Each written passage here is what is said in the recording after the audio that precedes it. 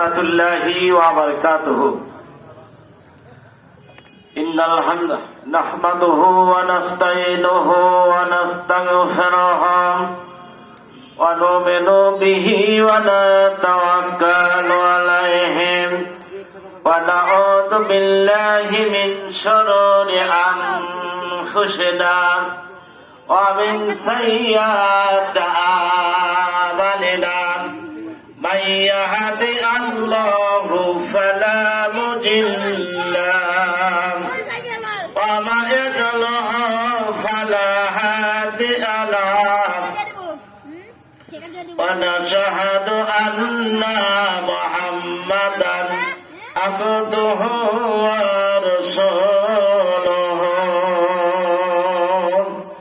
Amma ba'du fa inna khairal hadisi kitabullah wa khairal hadi Muhammad sallallahu alaihi wasallam wa syarrul umuri muhadatsatuhha wa kullu muhadatsatin bid'ah wa kullu bid'atin dalalah wa kullu dalalatin finnar.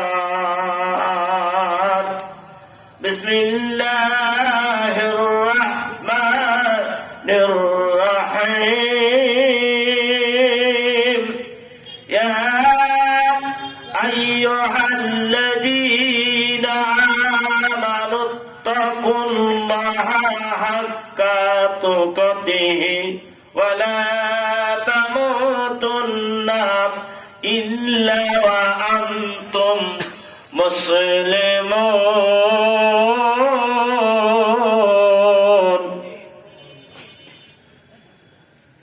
Ya ayyuhalladzina amanu qu anfusakum ahalikum nar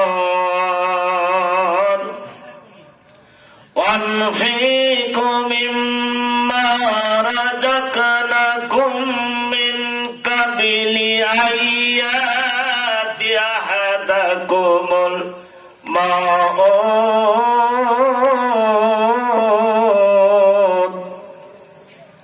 wa yaqala rabbi ila ajalil qarib fasaddaqum minas salihin la yukarallahu nafsan idza ajaluha wallahu khabirum bima ta'malun. Man banallahu al-masjidan banallahu lahul baita fil jannah. Wa an Abi Hurairah radhiyallahu anhu qala Rasulullah sallallahu alaihi wasallam idza mata insanu in kata anhu amanu illa man salasa illa man sadaqatul jariyah aw aladun salihun yattafahu bihi. Ya Allah. Wa Abi Hurairah radhiyallahu anhu qala Rasulullah sallallahu alaihi wasallam wasalatul khams wal jumu'atu ilal jumu'ah wa ramdanu ilal ramdan mukaffaratu baina istanabul kabir. আলহামদুলিল্লাহ, সমস্ত তারিফ প্রশংসা সেই মহান আল্লাহ পাকের জন্য যে আল্লাহ রাব্বুল আলামিন দীর্ঘ একটি বছর পরে ঐতিহ্যবাহীর সরগাছি ওরা বিদ্যালয় জামে মসজিদের উন্নয়নের উন্নতি কল্পে বাৎসরিক ইসলামী জালসার আয়োজন করার সুযোগ দান করেছেন। সেই মহান আল্লাহ পাকের লাখ শুকরিয়া আমরা সকলে পড়ি আলহামদুলিল্লাহ। যদিও রাসূল বিশ্বের নবী জনাবে রাসূল হযরতে মুহাম্মদ আহমদে মুস্তাফা করুন সাল্লাল্লাহু আলাইহি ওয়াসাল্লামের উপর দরুদ ও সালাম বর্ষিত হোক। মহাতারাম মুহাদ্দিস সুদজ্ঞ সভাপতি জনাব মাওলানা আহমদুল্লাহ, সাবেক ভাইস চেয়ারম্যান পুঠিয়া উপজেলা, সহ সভাপতি অত্র মসজিদের সুনামধন্য সুযোগ্য ইমাম জনাব মাওলানা আব্দুর রাজ্জাক, সহকারী শিক্ষক সাধপাড়া দাখিল মাদ্রাসা অত্র মসজিদ ইমাম, মঞ্চে উপবিষ্ট আছেন শ্রদ্ধাভাজন জনাব বাবাজি আলহাজ ইরশাদুর রহমান সাহেব, আমার অত্যন্ত নিকটতম মসজিদের সাথে যার সম্পর্ক আলহাজ মোহাম্মদ আকরাম সাহেব, মঞ্চে উপবিষ্ট আছেন। আরো আমার অত্যন্ত অনেকেই আছেন, প্রিয় মুখ সুনামধন্য প্রবীণ এবং অত্র এলাকার সুনামধন্য আলহাজ মুকিদুর রহমান সাহেব, অনেকেই সুধীমণ্ডলী। এমন একটা জায়গায় আমরা বসেছি, আসমানের নিচে জমিনের উপরে, এর সে দামি জায়গা পৃথিবীতে জানা নেই। আল্লাহর ঘর আসমানের নিচে জমিনের উপরে, এর সে দামি ঘর আছে বলেন? আছে। সেই জায়গায় মসজিদের ছাত্রে আমার আপনার জীবনে আর সুযোগ হবে কিনা তাও জানি না। সেই জায়গায় আল্লাহ পাক আমাদেরকে আপনাদেরকে কবুল করেছেন, এই জন্য আবার পরিশেষে পড়ে আলহামদুলিল্লাহ। সুধীমণ্ডলীর মসজিদের আন্ডারে যারা এখানে সালাত আদায় করেন, তিনাদের কাছে বলবো আপনারা দোকানপাটে না বসে আসেন, কদম ওঠান আল্লাহর ঘরের জন্য। ইসলামী জালসায় ধাপ ওঠান, প্রতিটা ধাপে ধাপে কদমে কদমে গুফরাল্লাহু মা তাকাদ্দামা যামবিহি, আল্লাহর নবী বলছেন প্রতিটা ধাপে কদমে কদমে গুনাহগুলি মাফ হয়ে যাবে। বলুন সুবহানাল্লাহ। আমরা একটু বাক্য পড়ি, সুবহানাল্লাহ আলহামদুলিল্লাহ ওয়া লা ইলাহা ইল্লাল্লাহ ওয়াল্লাহু আকবার, সুবহানাল্লাহ আলহামদুলিল্লাহ ওয়া লা ইলাহা ইল্লাল্লাহ ওয়াল্লাহু আকবার। বিশ্বের নবী বলছেন এমন একটা জায়গায় এখানে আল্লাহ পাক বলছেন আমার আপনার জীবনে আর সুযোগ হবে না কে তাও জানি না।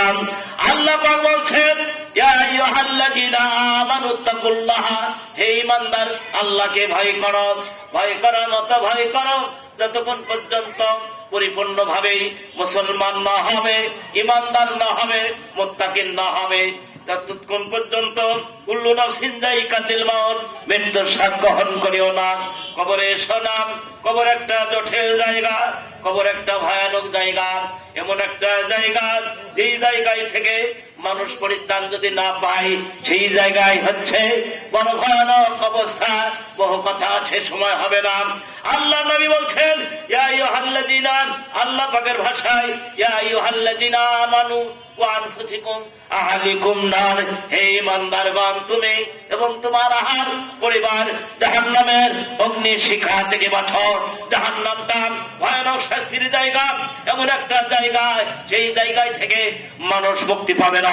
সেই জায়গায় থেকে মুক্তি পাওয়ার জন্য কিছু কিছু আমল আছে, যে আমল করলেই আমার আপনার লাইফ সিওরিটি, আমার আপনার জীবন লাইফ ধন্য আমার আপনার জন্যই।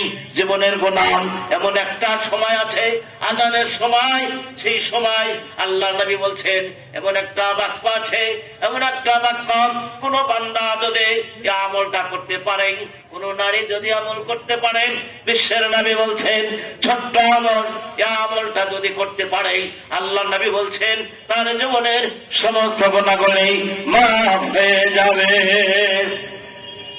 কিন্তু আসলে আমরা সালাতি পড়ি না, আমলে বা কখন করব?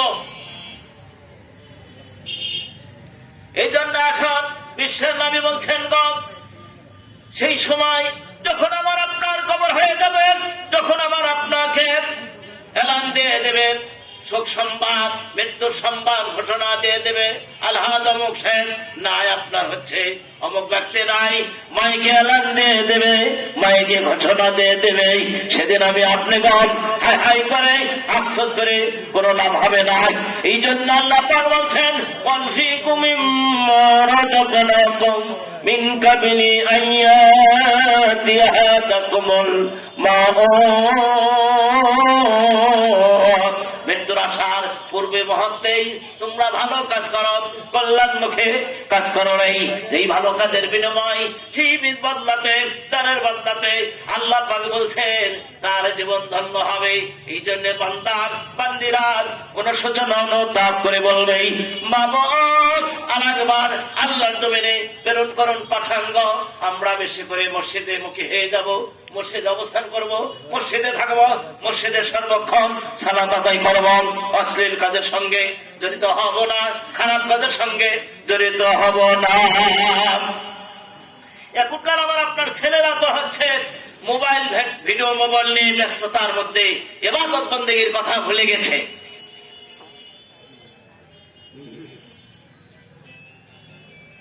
সালাতের কথা স্মরণই নেই।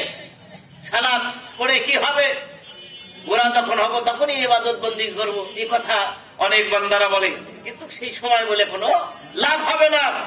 তো আমি আপনাদের কাছে সংক্ষিপ্ত, কি নাম যেন, মাশাআল্লাহ, এখানে বাড়ি সাতঘোষপাড়া, মাশাআল্লাহ সাতঘোষপাড়া, অনেক দূর থেকে এসে পথের যাত্রী আল্লাহর ঘরের জন্য 100 টাকা দান করেছেন।